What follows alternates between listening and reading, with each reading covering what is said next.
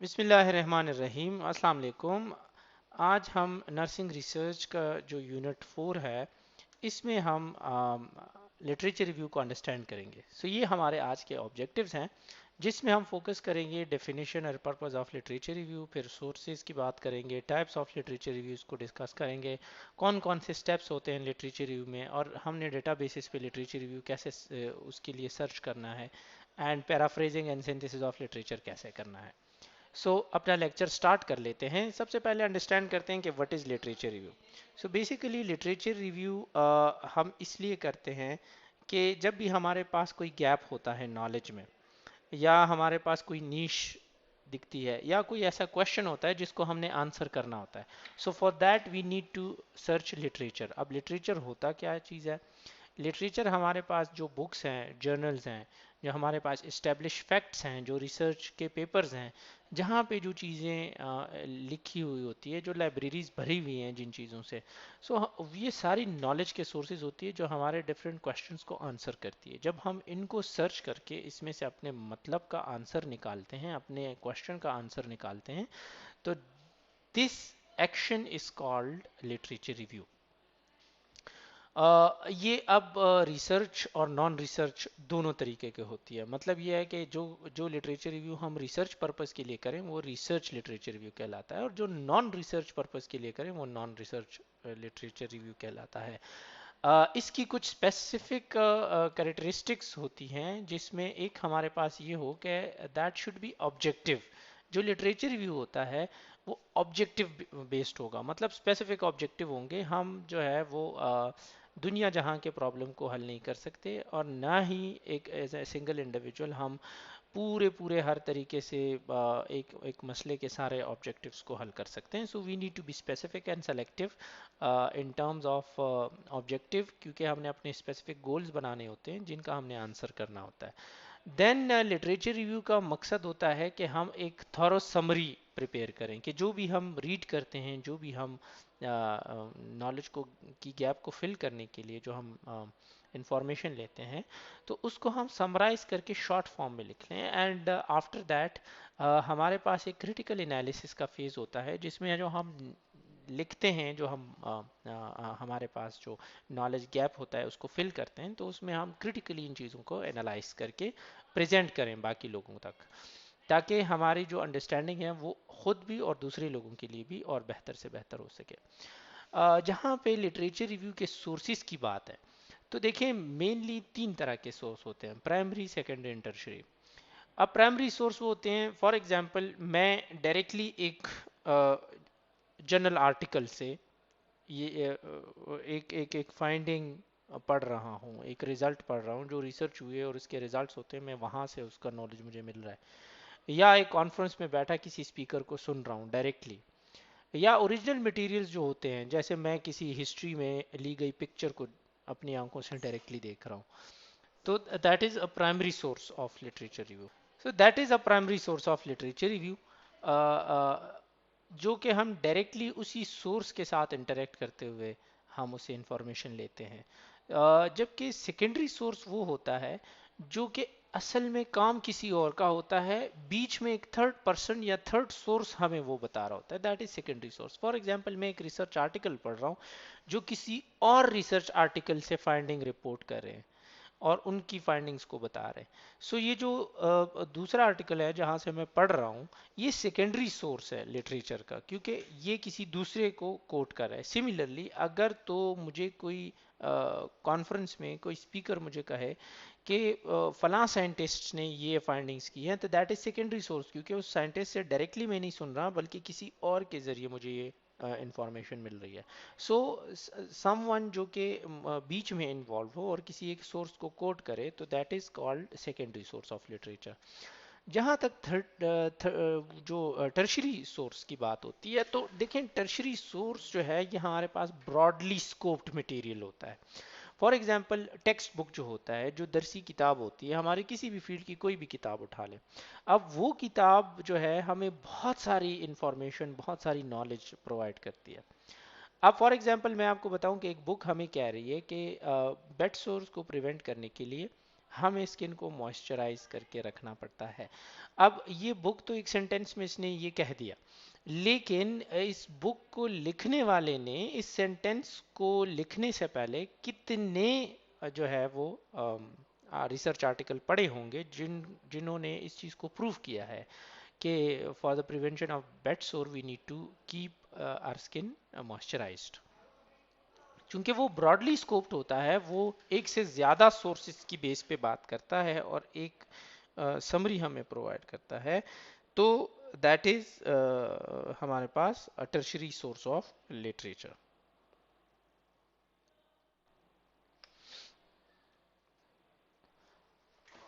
अब आते हैं और बात करते हैं पर्पस ऑफ लिटरेचर रिव्यू की, कि हम लिटरेचर रिव्यू करते क्यों हैं। देखें, एक तो जैसे मैंने बताया कि हमारे पास कोई नॉलेज में गैप होता है, तो इस गैप को फिल करने के लिए, या हमारे पास किसी इवेंट पे या किसी फिनोमेना पे लिमिटेड नॉलेज हो, तो उस नॉलेज को अपडेट करने के लिए, उसको बेहतर बनाने के लिए we need to search the literature and gain more knowledge.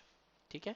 सो ये हमारे पास बुनियादी तौर पे पर्पस होता है लिटरेचर रिव्यू का, कि हम और इन डेप्थ अंडरस्टैंडिंग हासिल करें।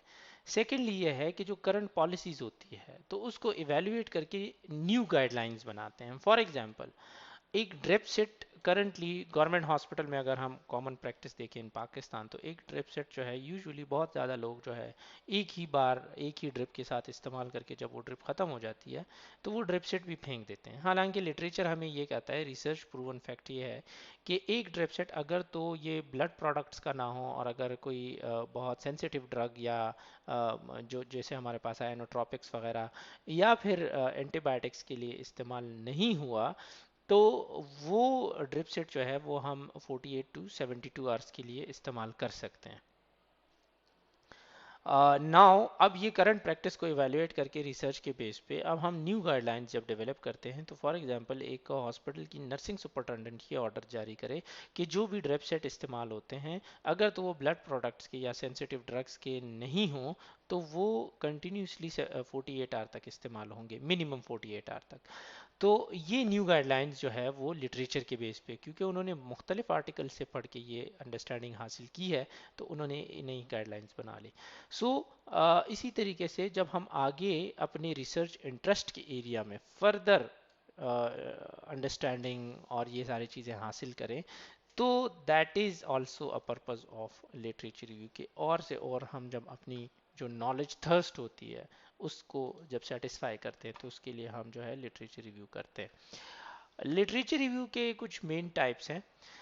एक जो मेन है, जो आम तौर पे बेसिक बहुत ज़्यादा जो होती है, दैट इज़ ट्रेडिशनल और नैरेटिव लिटरेचर रिव्यू, जिसका फोकस क्रिटिक करना होता है रिसर्च आर्टिकल पे। क्रिटिक का मतलब ये है कि उसके पॉजिटिव नेगेटिव दोनों चीज़ों को देखना। क्रिटिक हमेशा सिर्फ ये नहीं कि नेगेटिव है, क्रिटिक में पॉजिटिव चीज़ें भी देखी जाती है, नेगेटिव भी देखी जाती है। उनकी फाइंडिंग्स को समराइज़ करना, और उनकी फाइंडिंग्स, जब बहुत सारे आर्टिकल्स की फाइंडिंग्स को हम समराइज़ करते हैं, तो इनसे कंक्लूजन निकालना, ये हमारा ट्रेडिशनल या नैरेटिव लिटरेचर रिव्यू में होता है। The other thing is systematic literature review. ये ज़्यादा इन डेप्थ होती है, ज़्यादा रिग्रेस होती है, और इसमें हमारे पास जो अप्रोच होता है फॉर द लिटरेचर रिव्यू बहुत ज़्यादा वेल डिफाइंड होता है। फॉर एग्जांपल, अगर मैं 200 आर्टिकल्स सर्च करता हूँ, उसमें मैंने फिर रिलेवेंस के बेस पे 50 आर्टिकल निकाल के सेलेक्ट कर लिए। अब मैंने मेथड के बेस पे उसमें से 10 और आर्टिकल निकाले, सैम्पल साइज़ के बेस पे 5 और निकाल के हटा दिए।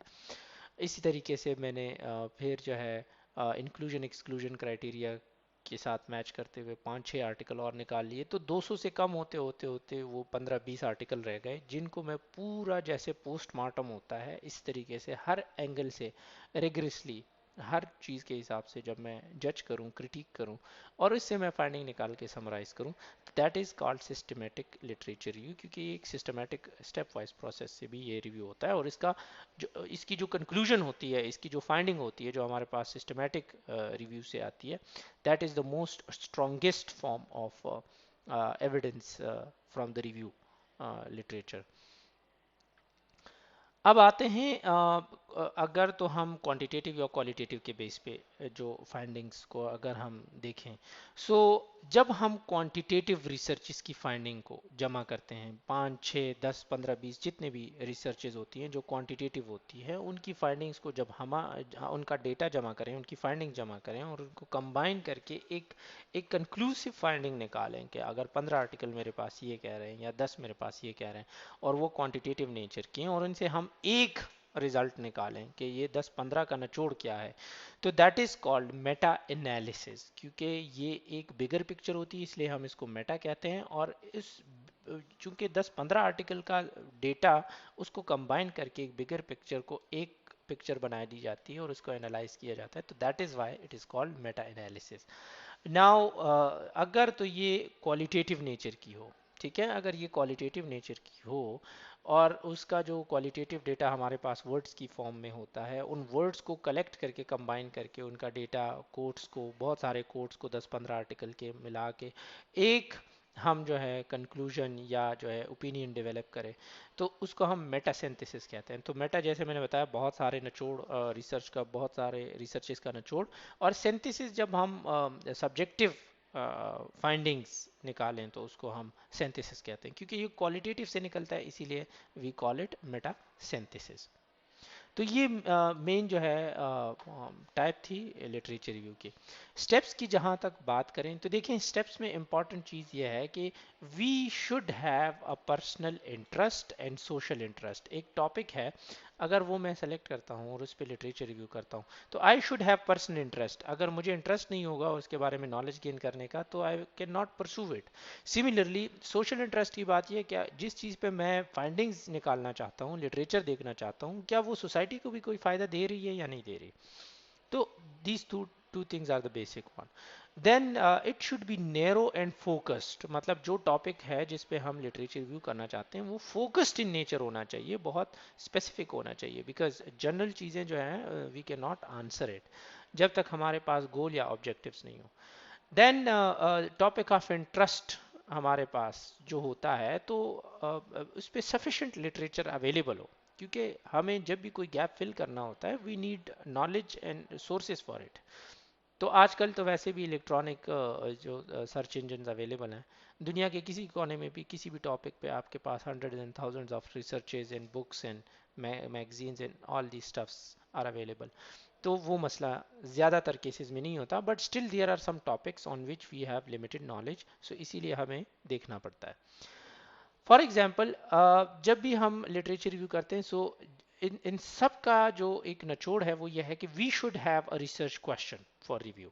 For example, among children of 2 to 5 years which nutritional intervention can promote growth। 2 से 5 साल के उम्र के बच्चों में कौन से ऐसी ग़िज़ाई जो हमारे इकदामात हैं जो इनकी ग्रोथ को, उनकी बढ़ोतरी को, नशोनुमा को बेहतर कर सके। अब ये एक रिसर्च क्वेश्चन है।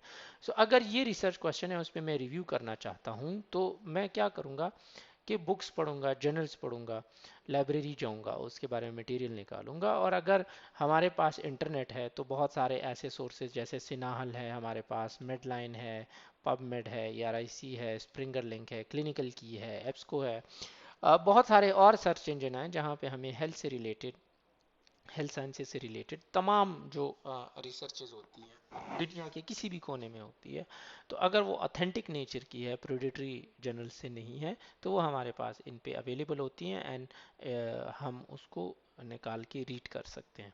सो ये डेटाबेसेस होती हैं। इन द नेक्स्ट वीडियो मैं ये सिखाऊंगा कि कैसे इन डेटाबेसेस को हम इस्तेमाल कर सकते हैं।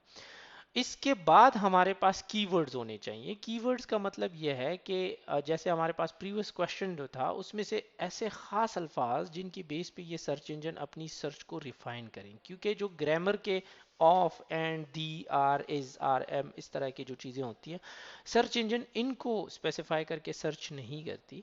सर्च इंजन जो है वो आपकी कीवर्ड्स को स्पेसिफाई करती है और इसी के बेस पे रिफाइन करके वो आपको सिर्फ उन्हीं आर्टिकल्स को फ्रंट पे लेकर आती है जिसमें वो स्पेसिफिक टेक्निकल अल्फाज जो है वो इस्तेमाल हुए होते हैं, ताकि आपकी सर्च जो है वो स्पेसिफिक नेचर की हो।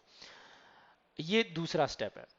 तो जब भी हम इस तरह की ये कीवर्ड डाल के सर्च करते हैं तो हमारे पास जो है बहुत सारे आर्टिकल आते हैं, फिर उनको हम स्पेसिफाई करते हैं बेस्ड ऑन द इंक्लूजन या exclusion criteria. Inclusion criteria main क्या है, जैसे हमने जो प्रीवियस क्वेश्चन है उसमें हमने फोकस किया है कि वो बच्चे जो 2 से 5 साल, ऐसे रिसर्च आर्टिकल को हमने फोकस करना है जिनमें उन बच्चों पे रिसर्च की गई हो या उन बच्चों के हवाले से रिसर्च की बात की गई हो जिनकी उम्र 2 से 5 साल की हो।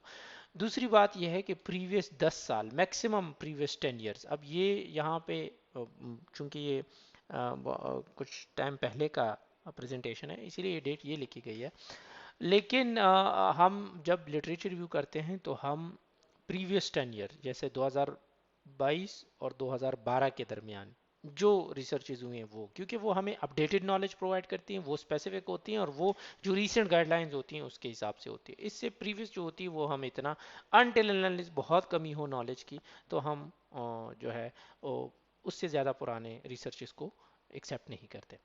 जो स्टडीज़ होती हैं, फॉर एग्जांपल मैंने इसमें एक्सपेरिमेंटल और डिस्क्रिप्टिव स्टडीज़ को शामिल करना है, मैंने इसको क्वालिटेटिव नहीं शामिल करना, मैंने इसमें जो है ना केस स्टडीज़ शामिल नहीं करनी। So based on the type of studies जो है और डिज़ाइन और इन चीज़ों पे सैम्पल साइज, इस तरह कुछ एक खास इंक्लूजन क्राइटेरिया हो सकता है जिसके बेस पे हम रिफाइन करें अपने आर्टिकल्स को जो कि हम सेलेक्ट करते हैं। आफ्टर दिस हमारे पास एक एक्सक्लूजन क्राइटेरिया होता है, मतलब वो आर्टिकल हमने निकालने होते हैं जो बेसिकली जैसे वो हमारे साथ रिलेवेंट ना हो। फॉर एग्जांपल एनिमल हो गए या चिल्ड्रन, वो जिनकी उम्र 2 साल से कम और 5 साल से ज़्यादा हो। सिमिलरली पब्लिकेशन जिनकी जो है वो अगर तो फॉर एग्जांपल 2012 से पहले की हो तो उनको हम एक्सक्लूड कर देंगे। सो ये कुछ पॉइंट्स होती हैं जो कि हम एक्सक्लूजन क्राइटेरिया में काउंट करके उन रिसर्च आर्टिकल को हटा देते हैं। तो 200 में से 50 सेलेक्ट कर लिए, फिर 50 में से 35 पे आ गए। हर एक स्टेप में जो एक एक रूल अप्लाई करते हैं तो नंबर ऑफ आर्टिकल्स कम होते जाते हैं। और इसमें हमारे पास जो लिटरेचर होता है इसमें बुक्स हो सकती हैं, बिब्लियोग्राफीज हो सकती है, मैनुअल जर्नल्स जो हम सर्च करते हैं लाइब्रेरी में बैठ के एक एक जर्नल उठा के उनके जो है टेबल ऑफ कंटेंट देख के, टाइटल्स देख के, उससे जब हम चूज़ करते हैं, या फिर ऑथेंटिक वेबसाइट्स। तो ये बात याद रखें कि ऑथेंटिक वेबसाइट्स वो होती हैं जो किसी ऑर्गेनाइजेशन की हो, किसी गवर्नमेंट की हो, किसी यूनिवर्सिटी की हो। अब वो वाले वेबसाइट जो कि आम तौर पे कोई भी रन कर सकता है, फॉर एग्जांपल wikipedia.com जो है, तो उसमें कोई भी अपना प्रोफाइल बना के, या ब्लॉग्स हो गए, तो वो रिसर्च बेस्ड नहीं होती। सो उनके ऑथेंटिसिटी क्वेश्चन मार्क होती है। जबकि वो जैसे यूनाइटेड नेशन की है तो उनकी वेबसाइट एंड होती है .org पे या .gov पे, या किसी यूनिवर्सिटी की हो तो वो .edu पे एंड होगी, गवर्नमेंट की हो तो .gov पे एंड होगी। सो ये ऑथेंटिक वेबसाइट्स की यही बात है कि इसमें एंड में यूजुअली एक हम रूल फॉलो करते हैं कि हमारे पास .com से एंड ना हो, बल्कि .gov या .edu या इस तरह के जो हमारे पास ऑर्गेनाइजेशन की रिफ्लेक्शन दे, तो वो वाले वेबसाइट्स जो है वो हमारे पास ऑथेंटिक काउंट किए जाते हैं। तो जब भी हमारे पास अब सोर्सेज इकट्ठे हो गए हैं बहुत सारे, मतलब रिसर्च आर्टिकल हमने चूज कर लिए, so now what we do is कि हम उसको पढ़ते हैं, और जब पढ़ते हैं तो 4 स्टेप्स फॉलो करते हैं PQRS टेक्निक को। अब P का मतलब ये है कि वो प्रीव्यू देखते हैं, मतलब उसके एब्स्ट्रैक्ट में क्या चीज़ें हैं, क्या वो मोस्ट रिलेवेंट है या नहीं रिलेवेंट है, आर्टिकल जो है प्रोफेशनली रिटन है या नहीं है। क्यों का मतलब ये है कि क्वेश्चंस जो है, जो हमारा जो रिव्यू का क्वेश्चन है और जो रिसर्च आर्टिकल का क्वेश्चन है, क्या वो मैच कर रहे हैं या नहीं कर रहे हैं। So there should be some matching between the questions और रिलेवेंसी होनी चाहिए। देन अगर ये दो चीज़ें पूरी हो रही है तो then we read the whole article, मतलब एब्स्ट्रैक्ट रीड कर लिया और बेसिकली उनका एम पर्पस रीड कर लिया। अगर वो मैच हो रहे हैं तो वी रीड होल आर्टिकल, और रीड करके उसकी फाइंडिंग्स को निकाल के, मतलब उसको नोट डाउन करके फिर उसको समराइज करते हैं, अपनी एक शॉर्ट समरी देते हैं बाय पैराफ्रेजिंग इट या कोटिंग इट, कि मतलब अगर हम उसको सेम टू सेम वर्ड उठा के कोट करके उसकी रेफरेंसिंग दें तो that is called coating it. And अगर तो हम अपने अल्फाज में उसको शॉर्ट फॉर्म में समरी लिखें तो दैट इज समराइजेशन। सो जब हम क्रिटिकल अप्रेजल के थ्रू शॉर्टलिस्ट करते हैं, क्रिटिकल अप्रेजल का मतलब यह है कि जैसे मैंने बताया कि इंक्लूजन एक्सक्लूजन क्राइटेरिया के बेस पे हम जो है वो अपने रिसर्च आर्टिकल्स को चूज करते हैं। सो द पॉइंट इज कि हम ऑब्जेक्टिवली चलते हैं, फिर जस्टिफाई करते हैं इंक्लूजन एक्सक्लूजन क्राइटेरिया पे। And out of 200 article for suppose we select 20 article based on the reasons, inclusion and exclusion criteria के जो रीजंस होते हैं, तो उसी के बेस पे फिर हम उसको रिव्यू करते हैं। सो ये एक टेबल हम बनाते हैं जिसमें हम एनालाइज करते हैं और अपने लिटरेचर को सिंथेसाइज करते हैं। इस टेबल को थोड़ा सा आपको बता दूं, वो ये है कि फॉर सपोज ये वाला जो हमारे पास सीरियल नंबर का है, तो फॉर एग्जांपल इधर ये एक आर्टिकल है, आर्टिकल नंबर 1 और आर्टिकल नंबर 2, मैंने दो आर्टिकल की एग्जांपल ले ली। तो उसकी हम जो है ना यहाँ पे ऑथर नेम लिखेंगे। आर्टिकल 1 का ऑथर नेम क्या होगा तो वो हम इधर लिखेंगे। सिमिलरली आर्टिकल 2 का ऑथर नेम क्या है वो हम इधर लिखेंगे। ये आर्टिकल पढ़ते हुए साथ साथ हम ये टेबल फिल करते हैं। फिर पब्लिकेशन ईयर क्या है, फॉर एग्जांपल हमारे पास ये पब्लिकेशन ईयर जो है ये है 2015 इस आर्टिकल का, और इस आर्टिकल का पब्लिकेशन ईयर जो है वो 2018 है। फॉर एग्जांपल ये आर्टिकल जो है वो पाकिस्तान में पब्लिश हुआ है, और ये जो दूसरा आर्टिकल है ये हमारे पास जो है इंडिया में पब्लिश हुआ है। इंडिया के किसी यूनिवर्सिटी में ये रिसर्च हुई है। अब टाइप ऑफ रिसर्च की फॉर एग्जांपल मैं एक्सपेरिमेंटल रिसर्च लिख लेता हूँ कि ये एक्सपेरिमेंटल रिसर्च हुई है, और यहाँ लिख लेता हूँ कि ये जो है वो डिस्क्रिप्टिव रिसर्च हुई है। तो टाइप ऑफ रिसर्च का जो है वो मैं स्पेसिफाई कर लेता हूँ। फिर रिसर्च डिज़ाइन की बात आती है तो मैं फॉर एग्जांपल इधर लिख लेता हूँ कि ये RCT जो है वो डिज़ाइन फॉलो किया गया, और ये जो है वो क्रॉस सेक्शनल डिज़ाइन फॉलो किया गया। तो इस तरह स्पेसिफाई करके फोकस ऑफ रिसर्च जो है इनका है न्यूट्रिशनल इंटरवेंशन पे है, ठीक है। फॉर एग्जांपल मैं ये कह लेता हूँ, और इनका मैं अगर फोकस करूँ तो मैं ये कहूँ कि इन्होंने न्यूट्रिशनल इंटरवेंशन के साथ ग्रोथ मॉनिटरिंग भी की है, ठीक है। तो इनका ये ग्रोथ मॉनिटरिंग का हो गया। फॉर एग्जांपल इसमें जो है वो सैंपल साइज कम है, 100 है चूँकि ये RCT है, और इसमें सैंपल साइज ज़्यादा है, फॉर सपोज 5000 का है क्योंकि इंडिया की पॉपुलेशन भी ज़्यादा है। और इसकी कंक्लूजन फलां फलां XYZ इन्होंने ये कंक्लूड किया है कि इसका अगर न्यूट्रिशनल इंटरवेंशन हो तो ग्रोथ अच्छी होती है, और इन्होंने देखा है कि अगर ग्रोथ मॉनिटर करने के साथ न्यूट्रिशनल इंटरवेंशन चेंज की जा सकती है, तो इनका भी ये इस तरह का रिजल्ट होगा। लिमिटेशन फिर हम लिखते हैं, हर स्टडी अपनी लिमिटेशन, क्योंकि उन्होंने भी एक गैप देखा होता है तो वो आगे की रिसर्च के लिए उसको रिपोर्ट करते हैं, तो उनकी लिमिटेशन यानी वीकनेस भी हम उधर लिख देते हैं। सो इस तरीके से ये चार्ट है जो कि हम लिटरेचर रिव्यू के लिए इस्तेमाल करते हैं, और इससे ये हमारा लिटरेचर रिव्यू बहुत आसान हो जाता है। और जब हम इस तरह ये चार्ट फिल कर लेते हैं तो फिर हम उसको समराइज़ करते हैं। तो जब समराइज़ करते हैं तो फर्स्ट ऑफ ऑल हम ये जो ये है इसमें इंट्रोडक्शन में ये लिखते हैं कि फॉर एग्जांपल इन ऑथर्स ने इस साल में इस कंट्री में इस टाइप की रिसर्च की थी जिसमें इतना सैम्पल साइज था, और उन्होंने अपने रिसर्च में ये कंक्लूड किया था कि अगर तो न्यूट्रिशनल इंटरवेंशंस टाइमली हों तो बच्चों की ग्रोथ बेहतर होगी, ठीक है। तो इस तरह ये हमने इंट्रोडक्शन में जो है हमने अपने रिसर्च जो टॉपिक है, रिव्यू टॉपिक है, उसको इंट्रोड्यूस करना है। सिमिलरली फिर हम जिस जिस आर्टिकल को रिपोर्ट करते हैं उसको भी इंट्रोड्यूस करना है। जैसे मैंने बताया कि ऑथर नेम, ईयर हो गया, और जो American psychology association writing style है उसमें भी हमें बताया जाता है। फिर बॉडी ये मतलब जो फाइंडिंग्स होती हैं वो, और फिर कंक्लूजन में जो उसकी लिमिटेशन या वो अगर कोई फर्दर सजेशन हो तो वो लिख लेते हैं। सो इस तरीके से हम अपना लिटरेचर रिव्यू राइटिंग करते हैं, और इसकी क्रिटिकली एनालाइज करते हैं स्टेप वाइज हर चीज़ को।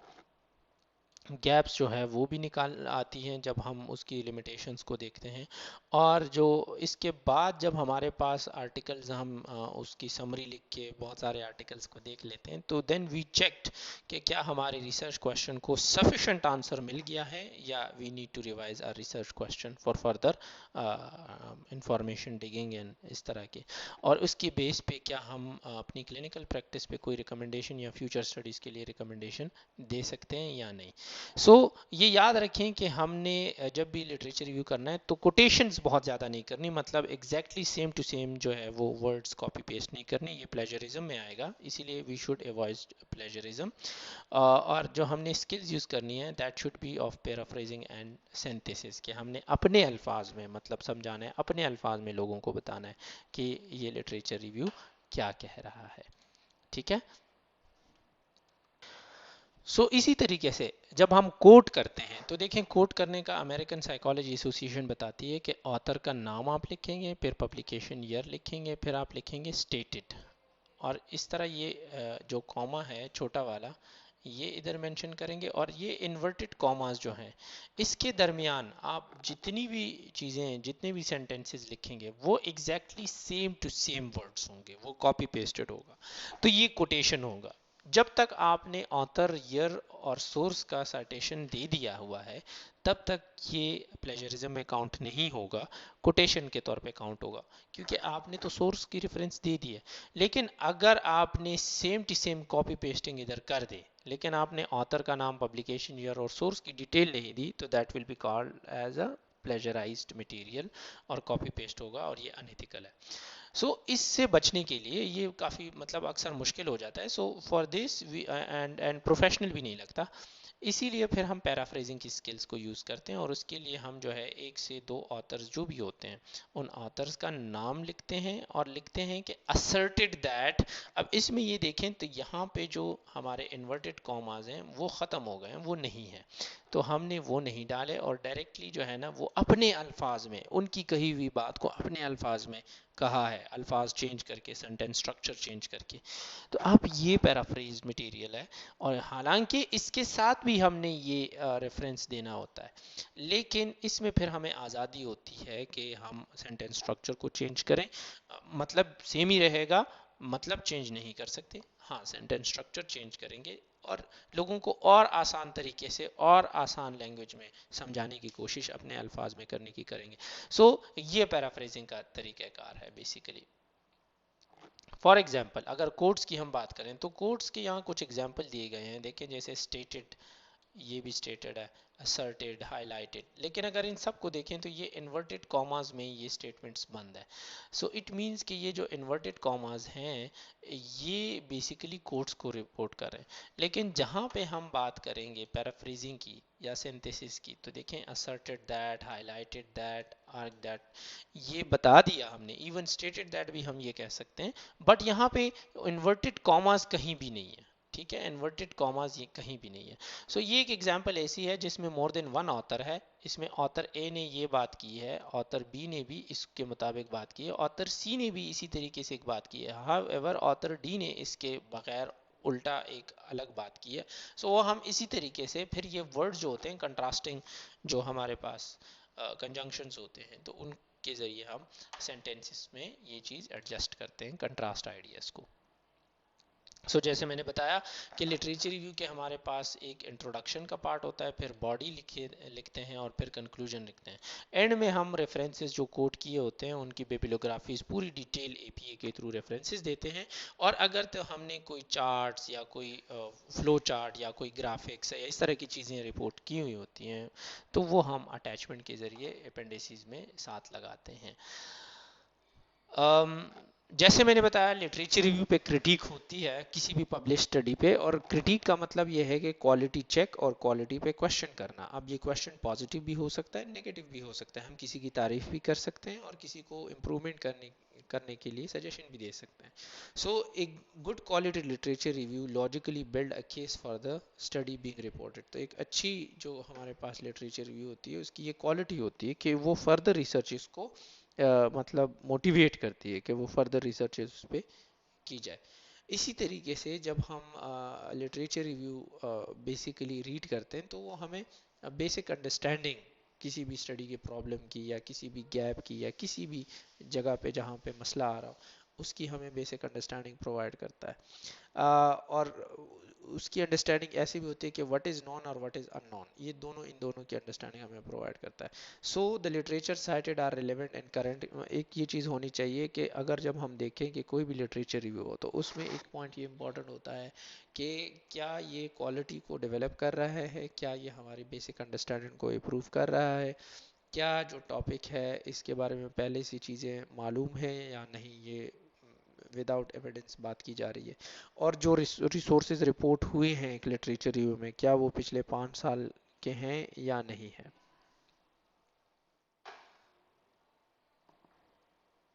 सो आज का लेक्चर इतना ही। इंशाल्लाह नेक्स्ट लेक्चर में मैं आपको सिखाऊंगा कि हम डेटाबेसिस पे लिटरेचर सर्च कैसे करते हैं और इसमें आर्टिकल कैसे चूज़ करते हैं। अगर कोई क्वेश्चन है तो कमेंट सेक्शन में पूछ सकते हैं। Thank you.